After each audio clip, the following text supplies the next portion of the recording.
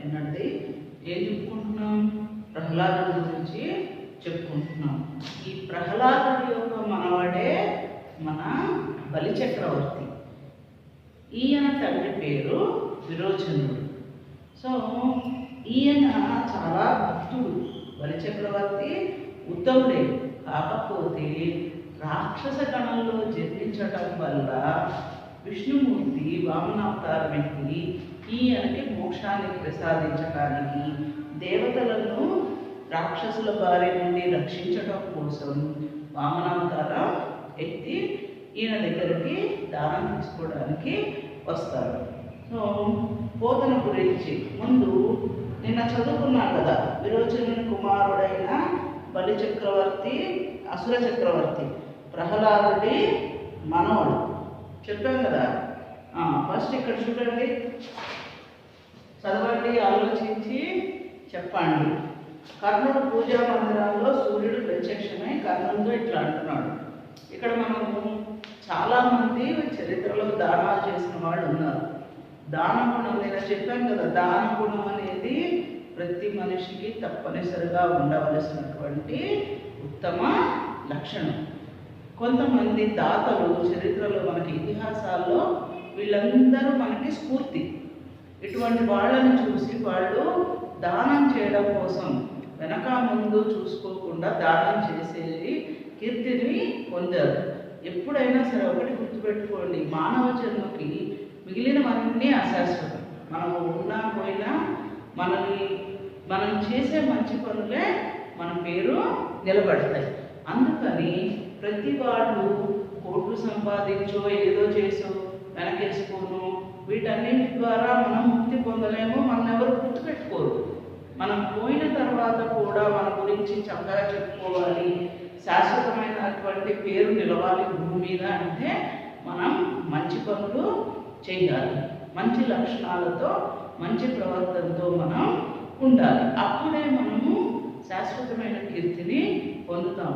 ఇప్పుడు వీళ్ళందరూ చూడండి, ఎన్నో వేల శతాబ్దాల క్రిందటి వాళ్ళు ఈ రోజుకి మనం వాళ్ళ గురించి చెప్పుకుంటున్నాము అంటే వాళ్ళ గొప్పతనాలు, వాళ్ళు చేసిన ఘనకార్యాలు అటువంటివి, గొప్ప పనులు అటువంటివి.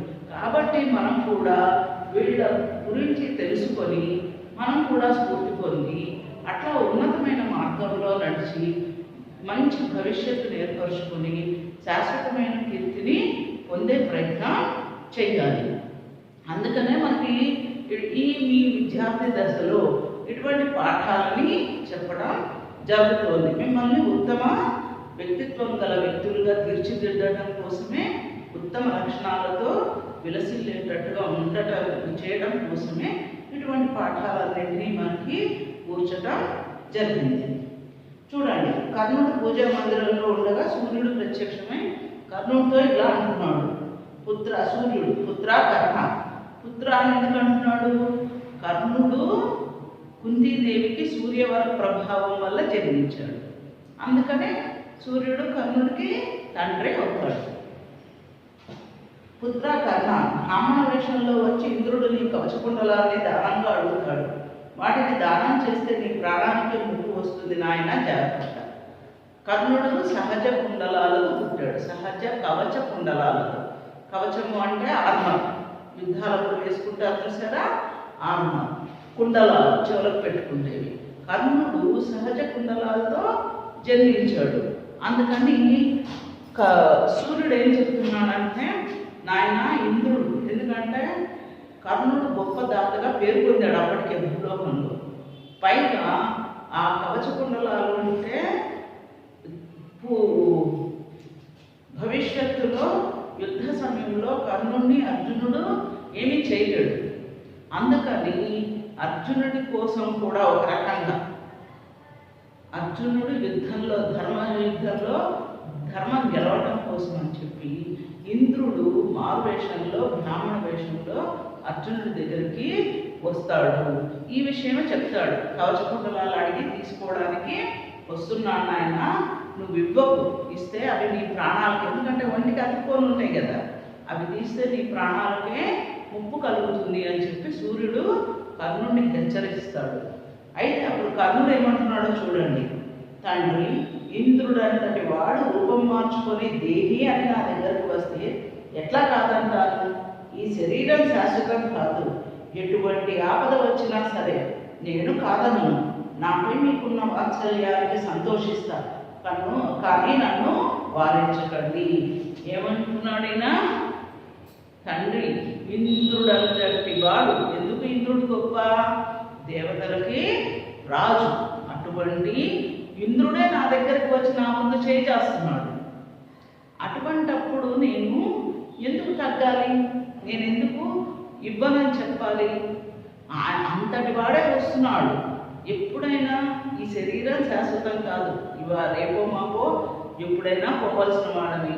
ఎప్పుడైనా మనము ఈ భూమి మీద ఎలా వచ్చామో అలాగే వెళ్ళాలి. వచ్చేటప్పుడు ఏమి తీసుకురాలే, వెళ్ళేటప్పుడు ఏమీ తీసుకెళ్ళాము. నిజంగా మనం చేయాల్సింది ఏంటంటే మన కీర్తిని ఇక్కడ పెట్టుకొని వెళ్ళాలి. మిగిలినవేవి మనతోటి మనం ఎంత ధనం సంపాదించినా, ఏం చేసినా, ఏం కూడబెట్టినా అవేవి మనతోటి రావు. శరీరమే శాశ్వతం కాదు. కాబట్టి ఎట్లాంటి ఆపదలు వచ్చినా సరే నేను దానం చేసి తీరుతాను. తండ్రి దయచేసి నన్ను ఆపద్దు అని అడుగుతున్నాడు. అంటే ఏంటి? వాళ్ళందరూ అంత జ్ఞానం కలిగిన వాళ్ళు నిజంగా మనుషులలో మనీషిగా కీర్తి పొందారు. ఎందుకు? ఇటువంటి దానాలు, ఇటువంటి మంచి లక్షణాలు ఉండటం వల్ల. కర్ణుడు దానంలో ఫస్ట్ దాత అనగానే మొట్టమొదటిగా చెప్పుకునే పేరు కర్ణుడు.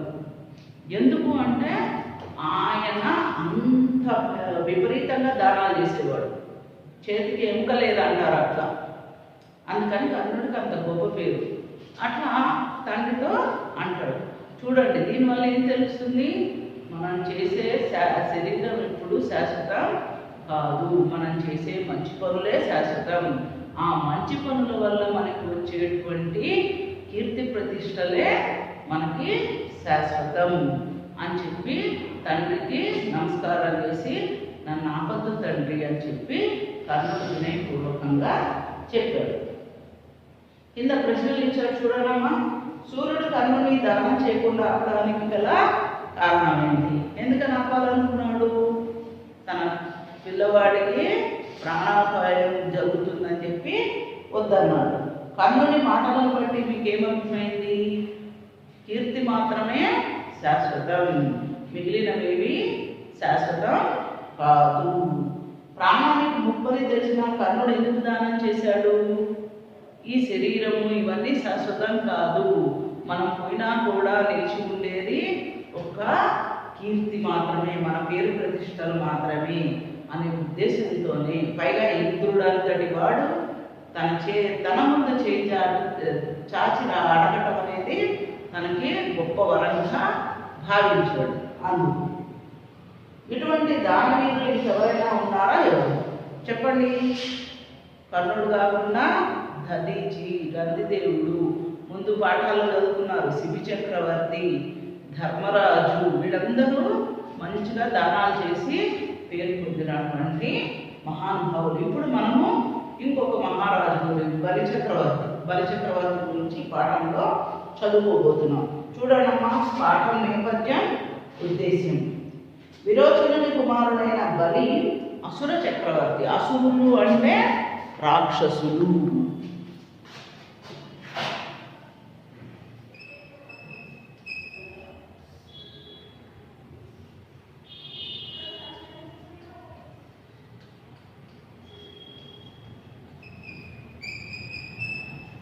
మీరు మళ్ళీ నోట్ పుస్తకాలు తెరిచి రాసుకోండి అర్థాలు.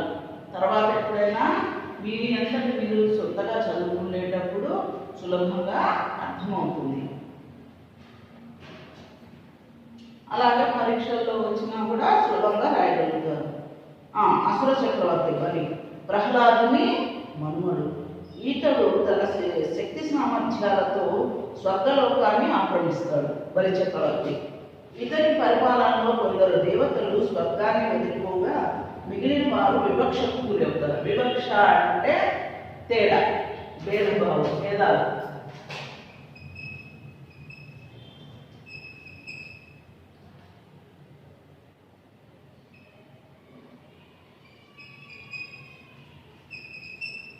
భేదం అంటే ఏంటి? ఇప్పుడు కుల మతాల్లో పేదవాడు ధనికుడు అని తారతమ్యాలు చూపిస్తాడు కదా, అట్లా అన్నమాట. వివక్ష అంటే తారతమ్యం.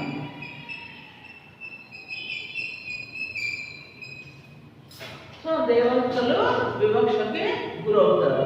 దీనికి కూడా కారణం ఉంది లేండి. ఎందుకంటే బాల సముద్రం చిలికినప్పుడు అమృతం వస్తుంది. మీకు చెప్పాను కదా, అమృతం వస్తుంది కదా. అమృతం కోసం దేవతలను రాక్షసులు పోట్లాడుకుంటుంటే విష్ణుమూర్తి ఏం చేస్తాడంటే ఒక అందమైన స్త్రీగా వచ్చి నేను పంచుతాను అంటాడు. ఆయన మాయలో పడిపోయి అందరూ అమృత కలశాన్ని ఆయనకు అప్పగిస్తారు. అప్పుడు విష్ణువు ఏం చేస్తాడు? మొదట దేవతల వరుసలో ఇద్దరిని చెరోవైపు నుంచోమని చెప్తాడు. దేవతల్ని రాక్షసుల్ని నుంచోమని నేను పంచుతాను అని చెప్పి దేవతల వైపు నుంచి అమృతం పంచుకుంటూ వస్తాడు. చివరిగా వచ్చేసరికి రాక్షసులకి ఏమీ మిగలదు. ఇది గమనించిన రాహుకేతువులు అనేవాళ్ళు దేవతా రూపాల్లో వచ్చి అమృతాన్ని చివరాఖరిగా తాగుతారు. వాళ్ళు మింగబోతూ ఉంటే అది గమనించిన విష్ణువు తన విష్ణు చక్రాన్ని వదిలి వాళ్ళిద్దరి కంఠాలు, వాళ్ళు కంఠం మింగుతారు, కంఠం వరకు వెళ్తుంది అమృతం. వెళ్ళగానే విష్ణువు అది గమనించి వెంటనే చక్రాన్ని వదిలి వాళ్ళ శిరస్సులు ఖండిస్తారు. అందుకని ఈ రోజుకి వాళ్ళు శిరస్సులతో సజీవంగా పైన ఉంటారు. మిగిలిన మొండెమైంది ఉండదన్నమాట. అక్కడ వరకే శిరస్సు ఖండించబడి మొండెం ఇదైపోతుంది. అలాగా రాక్షసులకి వివక్ష, రాక్షసులకి అన్యాయం జరిగిందని వాళ్ళు భావిస్తారన్నమాట.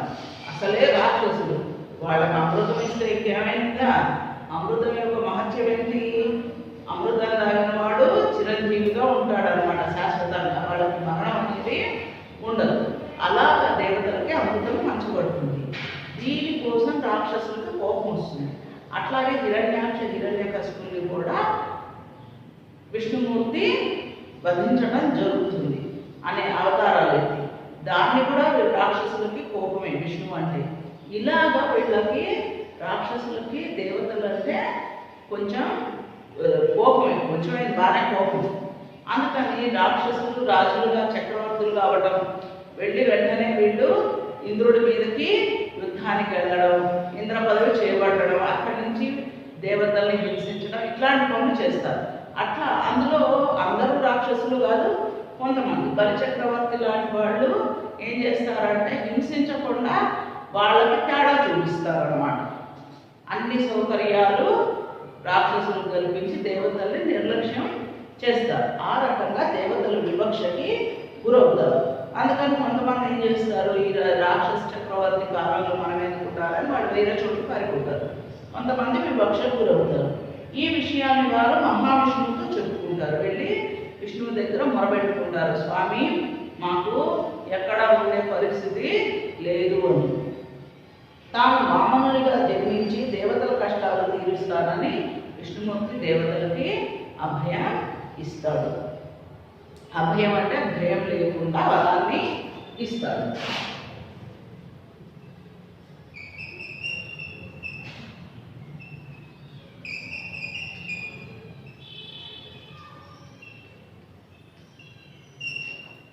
అభయం ఇస్తాడు.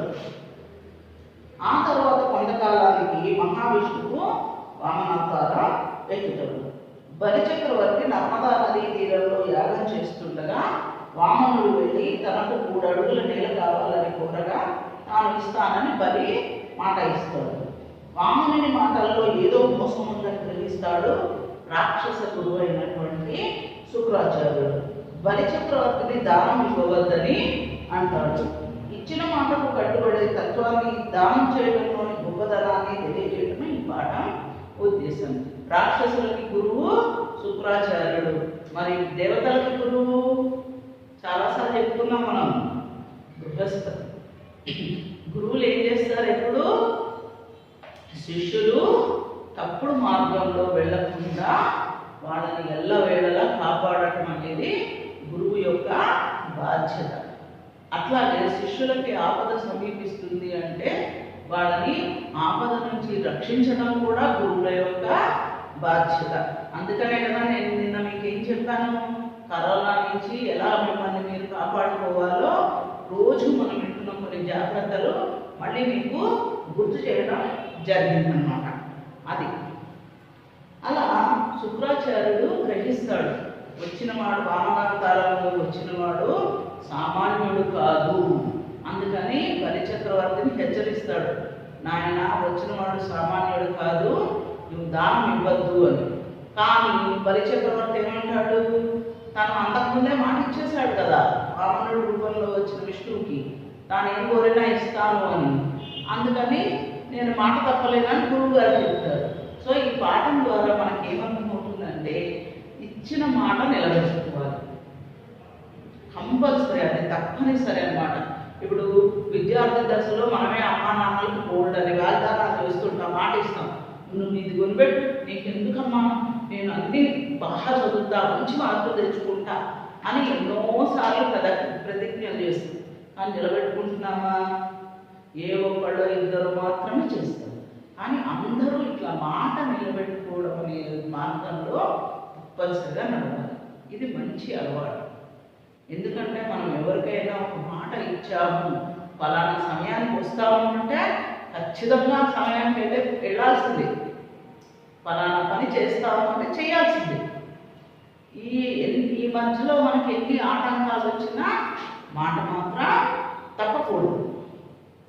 అది గొప్పవాళ్ళ లక్షణం, గొప్ప లక్షణం, మనందరం అలవాటు చేసుకోదగిన లక్షణం. అట్లాగే దానం గురించి చెప్పుకున్నాం కదా, మనకు ఉన్నంతలో మనం ఎక్కడెక్కడి నుంచో తెచ్చివ్వక్కర్లా, మన దగ్గర ఉన్నంతలోనే మనం అవసరమైనప్పుడు ఇతరులకి సహాయం చేసే లక్షణాన్ని తప్పనిసరిగా మనం పొందాలి. అటువంటి లక్షణాన్ని మనం అలవాటు చేసుకుంటే మనం ఉన్నా లేకపోయినా మన పేరు భూమి మీద శాశ్వతంగా నిలబడుతుంది. దానికి నిదర్శనమే ఇప్పుడు మనం చదువుకోబోయేటువంటి పాఠం. పాఠ్యభాగ వివరాలు తీయండి నామా. ఈ పాఠ్యభాగం పురాణ ప్రక్రియకి చెందింది. పురాణం అంటే పాతదైన కొత్తగా భాషించేది. అంటే ఎప్పుడు ఇవన్నీ ఎప్పటికి చెప్పండి, కొన్ని వేల శతాబ్దాల కింద నాటి కథలు ఈ రోజుకి మనం వెళ్ళి చెప్పుకుంటున్నాము అంటే చూడండి, ఎప్పటికప్పుడు కొత్తదనమే. సర్గం, ప్రతి సర్గం, వంశం, మన్వంతరం, వంశానుచరితం అనేవి పురాణానికి ఉన్న లక్షణాలు. పురాణాలు 18 చెప్పాను కదా, వ్యాసుడు సంస్కృతంలో 18 పురాణాలు రచించాడు. వీటిలో భాగవత పురాణం ఒకటి. పోతన తెలుగులో భాగవతాన్ని రాశాడు.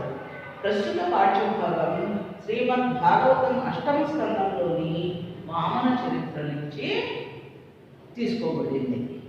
ఇప్పుడు కవి పరిచయం చూద్దాం.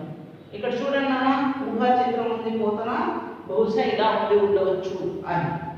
ఈయన క్రీస్తు 15వ శతాబ్దానికి చెందిన కవి. పోతన పూర్వపు వరంగల్ జిల్లా, నేటి జనగామ జిల్లాలోని భాగమైన బమ్మెర గ్రామానికి చెందినటువంటి వాడు. అక్కడ నివసిస్తున్నాడు. ఈయన తల్లి పేరు లక్కమాంబ, తండ్రి పేరు కేసన.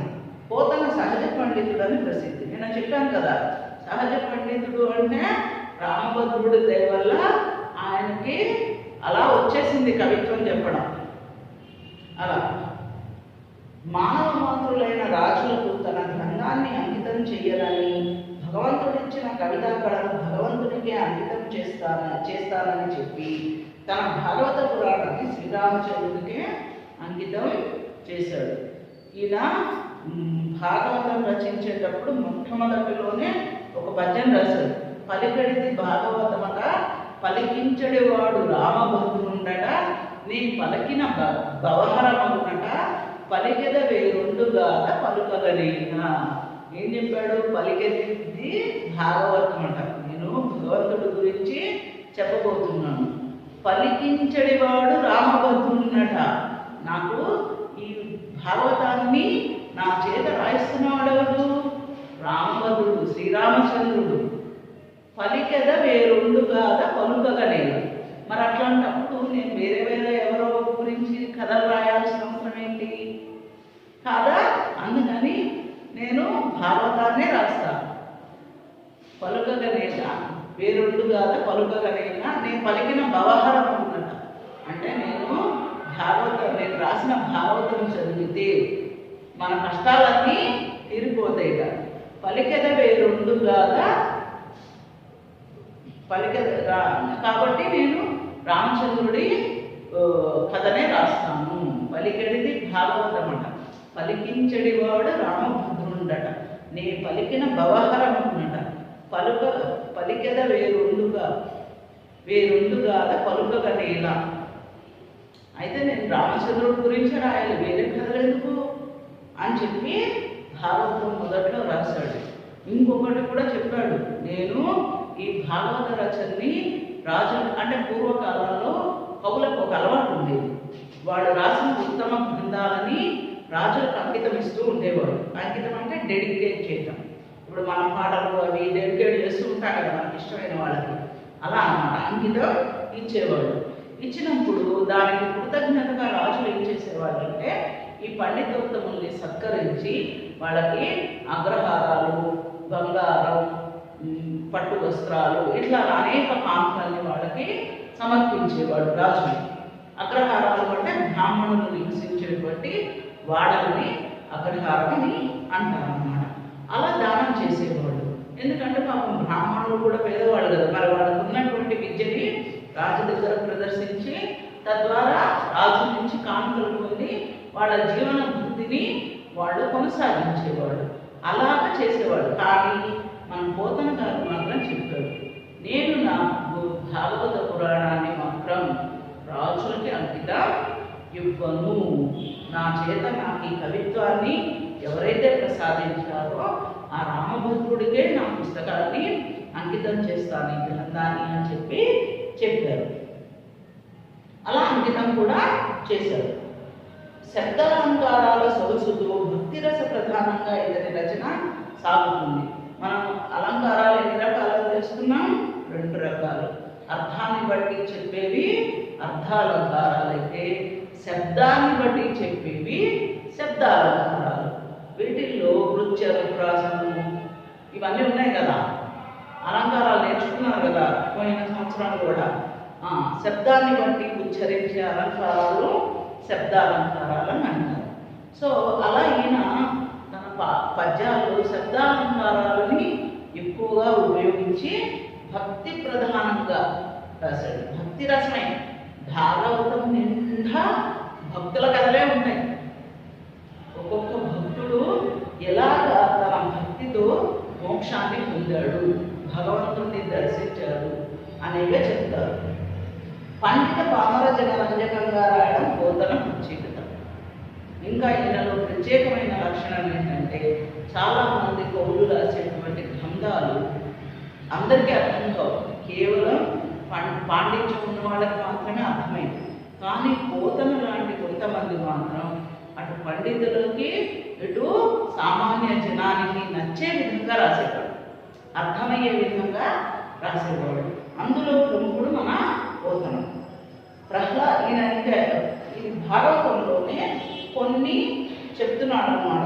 ప్రహ్లాద చరిత్ర, గజేంద్ర మోక్షం, రుక్మిణీ కళ్యాణం మొన్నకు ఘట్టాలలోని పద్యాలు ప్రతి తెలుగువాడికి ఖండతా వస్తాయి. అంటే ఇప్పటి జనరేషన్ మీకు తెలియకపోవచ్చు, కానీ మా వరకు అందరికీ ఈ పద్యాలు తప్పనిసరిగా వస్తాయి. మీరు విన్నారు కదా, రావే వరద రక్షించవే, అట్లాంటి పద్యాలన్నీ ఉన్నాయి. పోతన రచనా శైలి మధుర భక్తి తరువాతి కవులను ఒరవడిగా నిలిచింది.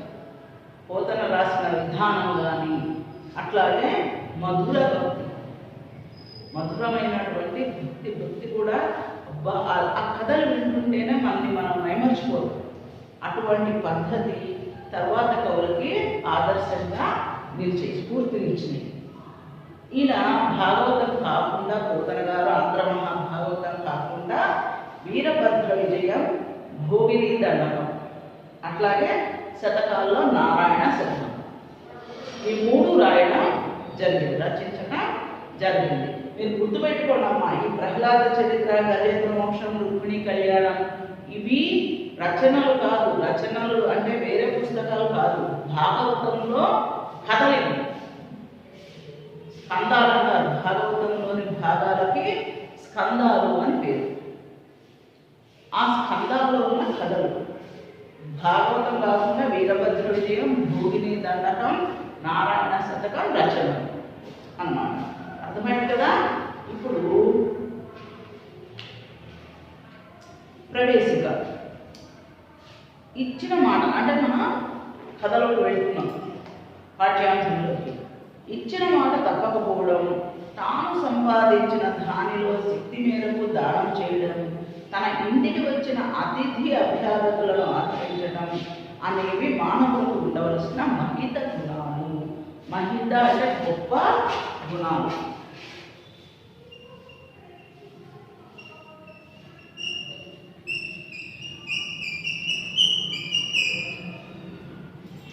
ఏంటవి? ఇచ్చిన మాట తప్పకపోవడం, తాను సంపాదించిన దానిలో చెప్పా కదా, మనకు కోట్లు లక్షలే ఉండక్కర్లా, మనం కష్టపడి సంపాదించిన దాంట్లోనే రూపాయో ₹1 ఎంతో మనకు తోచినంత దానం చేయగలగటం అనేది తప్పనిసరి. అలాగే మన ఇంటికి ఎవరైనా అతిథులు కానీ అభ్యాగతులు అంటే భిక్ష అడిగేటువంటి వాళ్ళు వస్తే వాళ్ళని చీచా తర్వాత రేపుగా అదిరా ఇదిరా మాట్లాడడం, మనకి చేతనైన విధంగా వాళ్ళని ఆదరించడం, వాళ్ళకి మనకున్న దాంట్లో కడుపు నింపడం, ఇది మనకి ఉండవలసినటువంటి లక్షణాలు. మన పురాణాలలో చరిత్రలో ఇటువంటి మహనీయుల కథలు ఎన్నెన్నో ఉన్నాయి. వాటిని చదివి మనం స్ఫూర్తి పొందవలసిన అవసరం ఉంది. ఎందుకంటే మనం ఎప్పుడైనా గుర్తుపెట్టుకున్న విద్యాభ్యాసలో సంస్కారవంతమైనటువంటి ప్రవర్తన కలిగి ఉంటే ఆ సంస్కారమే మనకి ఉత్తమ భవిష్యత్తుని ఏర్పరుస్తుంది. మన సంస్కారం ఎలా ఉంటే మన భవిష్యత్తు అలా ఉంటుంది. కాబట్టి మంచి లక్షణాలు, మంచి ప్రవర్తన మనం బాల్యంలోనే అలవర్చుకోవాలి. అందుకే ఇటువంటి పాఠాలను మనకి పాఠ్యాంశాలుగా చేర్చడం జరిగింది. ఇటువంటి మహానుభావుల గురించి మనం తెలుసుకొని ఇన్స్పైర్ అయ్యి వాళ్ళలాగా మనని మన వ్యక్తిత్వాన్ని మనం రూపుదిద్దుకోవాలి. మనం మన వ్యక్తిత్వాన్ని, సంస్కారాన్ని ఎంత చక్కగా రూపుదిద్దుకుంటే మన భవిష్యత్తు కూడా అంత బాగుంటుందన్నమాట. అందుకని ఇటువంటి కథలు చదవాలి లేదా వినాలి. ప్రస్తుత పాఠంలో బలిచక్రవర్తి తాను ఇచ్చిన మాటకు కట్టుబడి తన గురువు వారించిన హెచ్చరిస్తున్న వామనుని కోరిక మేరకు దానం చేస్తాడు. చెప్పా కదా, గురువు గారు వద్దని చెప్తాడు, కానీ ఈయన వినడు. నేను దానం చేస్తానని మాట ఇచ్చాను, చేస్తాను గురువు గారు అని చెప్పాడు. ఆ అద్భుత సన్నివేశాన్ని పోతన రమణీయ శైలిలో ఆస్వాదించగా ఉంది. చూడండి పద్యం చూడనా. కులమున్ రాజ్యమున్ దేజమున్ నిలుపు ఈ పూజ్యుడు విశ్వంభరం దళింబోడు త్రివిక్రమ స్ఫురణమాడే నిండు బ్రహ్మాండము గల్లడే మాంగుమ పండు నా పలుకులాకరణింపు కర్ణంబులను వలది దానము హీనము బనుకుమా వర్ణి వదాన్యోత్తమా.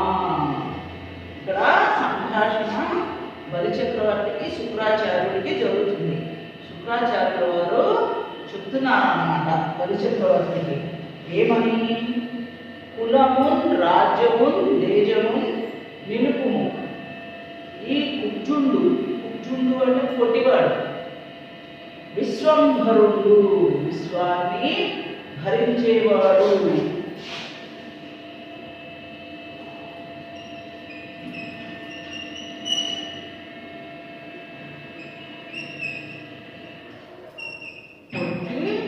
వాడు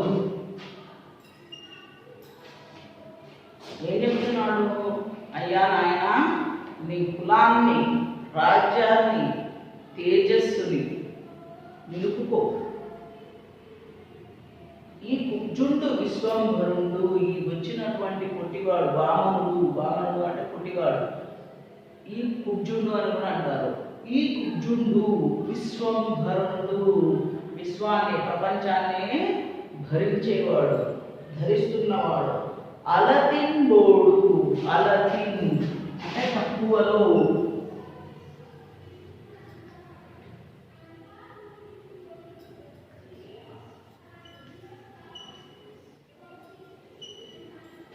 నువ్వు అనుకుంటున్నామేమో ఏదో చిన్నపిల్లవాడు కదా వచ్చింది, ఏదో అతను అడిగిన ఏదో ఇచ్చేస్తే వెళ్ళిపోతాడులే అనుకుంటున్నామేమో.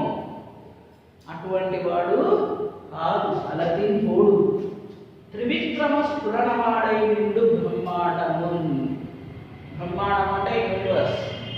త్రివిక్రమ స్ఫురణవాడై ముల్లోకాలని ఆక్రమించే పరాక్రమంతో ఈ మొత్తం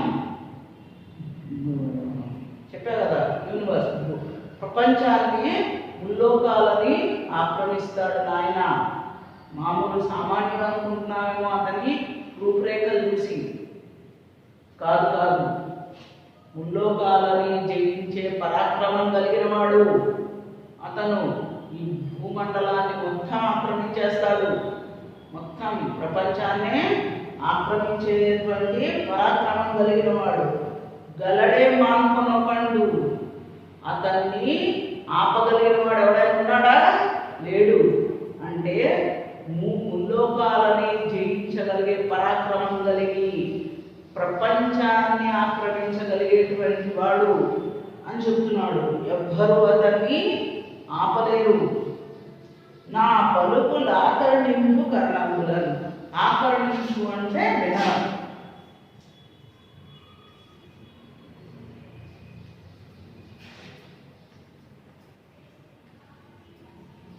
కర్ణం గురు చెవులు.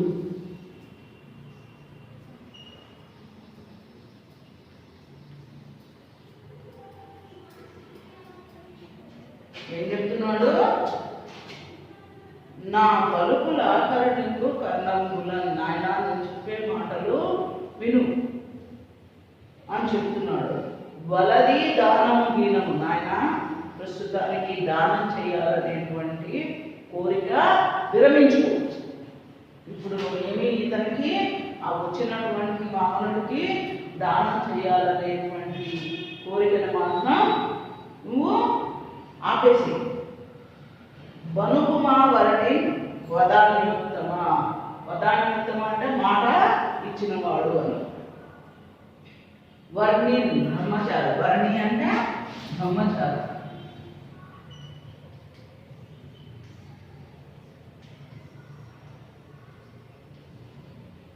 ఏం చెప్తున్నాడు? వనుకుమా పంపించేసే.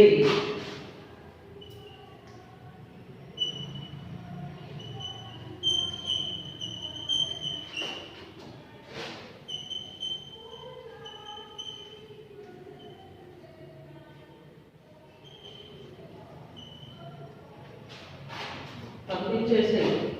వదాన్యోత్తమా మాట వినపడంలో దానం చేయడంలో గొప్పవాడా అని చెప్పి అంటున్నాడు అన్నమాట. ఓ వదాన్యోత్తమా, కులమున్ రాజ్యమున్ తేజమున్ నిలుపుము.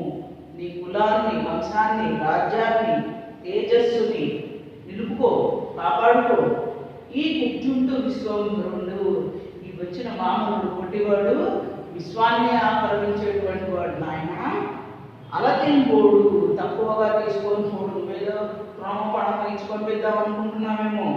అబ్బే, అట్లా తక్కువ తీసుకొని వెళ్ళేవాడు కాదు. త్రివిక్రమ స్ఫురణవాడై నిండు బ్రహ్మాండం. ముల్లోకాలని ఆక్రమించే పరాక్రమంతో ఈ బ్రహ్మాండం అంతా, యూనివర్స్ ప్రపంచాన్నంతా ఆక్రమించగలిగే పరాక్రమం కలిగిన వాడయ్యా అతను. కలడే మాన్కొనకండు. అట్లా ఆక్రమించే సమయంలో అతన్ని ఎవరైనా నిరోధించగలిగే శక్తి ఉందా ఎవరికైనా? నో, లేదు. అతన్ని ఎవరు ఆపలేరు. నా పలుకుల ఆకరణింపు కర్ణములను. అందువల్ల ఇప్పుడు నువ్వు నా మాట వినవయ్యా. ఓ బలి చక్రవర్తి, నా మాట విను. వలది దానము హీనము. ఇప్పుడు నువ్వు అనుకుంటున్నావు ఇతనికి ఏదో దానం చేసి పంపిద్దామని. వద్దు నాయన, ఆ ప్రయత్నం మానుకో. బనుకుమా వారిని, ఈ బ్రహ్మచారిని ఇక్కడి నుంచి వెంటనే పంపించేసి అని గురువు బలిచక్రవర్తికి హితోక్తులు హెచ్చరించాడు. అని ఇట్లు హితంబు పలుకుచున్న కులాచార్యులకు క్షణమాత్ర నిమీలిత లోచనుండై యశస్వి ఇట్లని. ఈ విధంగా గురువుగారు హెచ్చరిస్తూ చెబుతున్నటువంటి మాటలు విన్నటువంటి తన కులగురువు అయిన రాక్షస కులగురువు అయినటువంటి ఆ శుక్రాచార్యుడు చెప్పిన మాటలు విని ఒక్క క్షణం ఆయన నిమీలిత లోచనుడై అలా కళ్ళు మూసుకొని ఆలోచించి ఈ విధంగా చెప్తున్నాడు గురువు గారికి. ఈ విధంగా సమాధానం ఇస్తున్నాడు వినయపూర్వకంగా. అది మనం రేపు ఆయన బలిచక్రవర్తి గురువు మాటలని గురువు గారితో ఏమన్నాడు అనే విషయాన్ని మనం రేపటి పాఠంలో నేర్చుకున్నాం. ఇప్పుడు మీరు చేయాల్సిన పని ఏంటంటే, ఈరోజు నేను ఎంతవరకు అయితే చెప్పాను, ప్రవేశిక, రచయిత పరిచయాలు, నేపథ్యం, ఇవన్నీ మళ్ళా ఒకసారి చదవండి. ఇవాళ మనం ఎంతవరకు అయితే చెప్పుకున్నామో ఈ పాఠ్యాంశాన్ని క్షుణ్ణంగా ఒకసారి చదవండి. మీకు ఏదైనా సందేహాలు ఉంటే నోటు పుస్తకాల్లో రాసుకొని ఆ సందేహాలు మళ్ళా మనం కలిసినప్పుడు అడగండి. మీ సందేహాలన్నింటినీ నేను తీరుస్తాను. సరేనమ్మా? ఓకే.